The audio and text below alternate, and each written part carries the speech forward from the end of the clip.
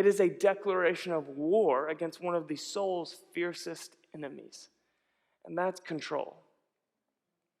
So regardless of your Enneagram number or Myers-Briggs type or stage of life or personality structure, everyone wants control.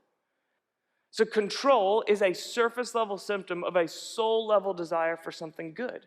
It's driven by desire for fruitfulness. We want to live consequential lives.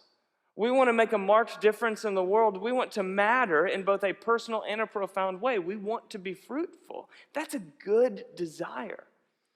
But when we clench our jaws and we put that desire into action through control, we end up not fruitful, but exhausted and overwhelmed. The millennial generation, of which I am a part, is the most socially conscious, globally minded, justice-oriented generation in recent memory. We're also the most mentally ill and chronically unhappy. The Harvard psychologist Steven Pinker wrote a book called Enlightenment Now that shot up the charts a few years ago. Bookstores could hardly keep it in stock.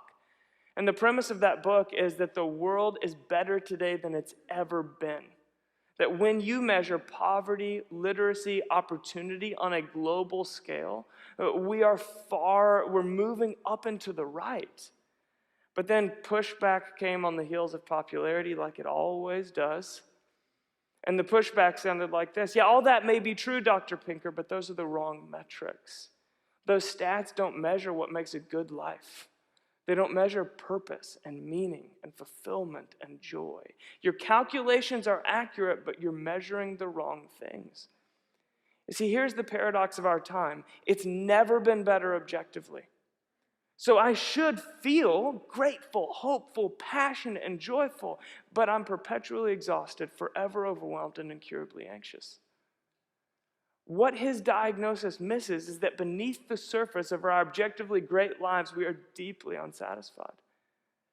I am one in a generation of people doing exactly what we want with our lives, channeling our energy exactly according to our own preferences and chosen pursuits for global good, and yet we are exhausted, overwhelmed, and anxious.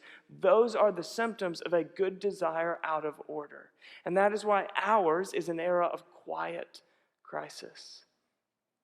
All of our progress, our creature comforts, our upward mobility, and our moral superiority, it's not dealing with the core of who we are.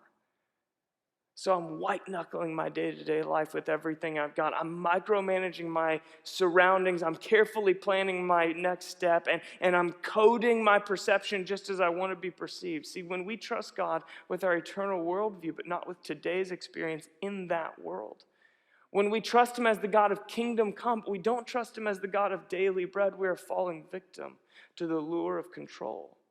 It's a good desire within us that's fallen out of order. And how many of us are exhausted, overwhelmed, and anxious because we're trying to satisfy good desires by the wrong means? And it's for this very reason that Jesus teaches us when we pray to make sure to include the phrase, "Give us."